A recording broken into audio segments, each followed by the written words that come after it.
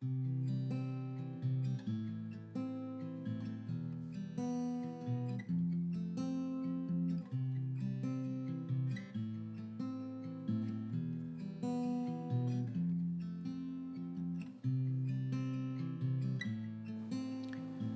Gospel of our Lord Jesus Christ according to John, chapter 6, beginning at the first verse.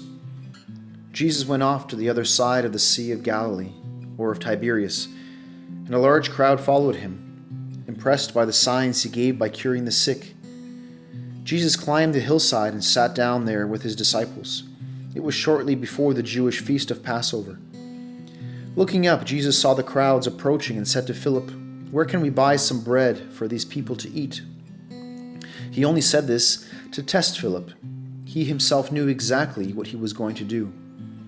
Philip answered, 200 denarii would only buy enough to give them a small piece each. One of his disciples, Andrew, Simon Peter's brother, said, "There is a small boy here with 5 barley loaves and 2 fish. But what is that between so many?" Jesus said to them, "Make the people sit down." There was plenty of grass there, and as many as 5,000 men sat down. Then Jesus took the loaves, gave thanks, and gave them out to all who were sitting ready. He then did the same with the fish, giving out as much as was wanted. When they had eaten enough, he said to the disciples, "Pick up the pieces left over, so that nothing gets wasted." So they picked them up and filled 12 hampers with scraps left over from the meal of 5 barley loaves. The people, seeing this sign that he had given, said, "This really is the prophet who is to come into the world."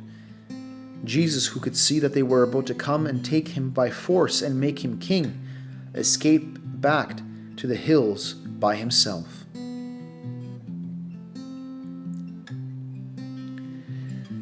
I'm sure we are very familiar with the story from the life of Jesus that we just read. The feeding of the multitude is one of the few stories from the public ministry of Jesus that is to be found in all 4 Gospels.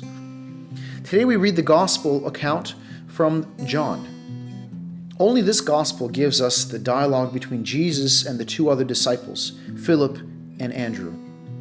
That dialogue shows us how the perspective of Jesus differs greatly from that of his 2 disciples. When Philip saw the large, hungry crowd, he almost despaired. 6 months' wages wouldn't buy enough to give each of them a little. Andrew was just a little more hopeful. He recognized that there was a boy present who had 5 loaves and 2 fish, but he realistically asked, "What is that among so many people?" Jesus, however, saw the rich potential of those meager resources and immediately began to take control of the situation. Make the people sit down. In some mysterious way, Jesus worked with those few resources to feed the multitude. In the words of St. Paul, we hear that God's power was made perfect in weakness.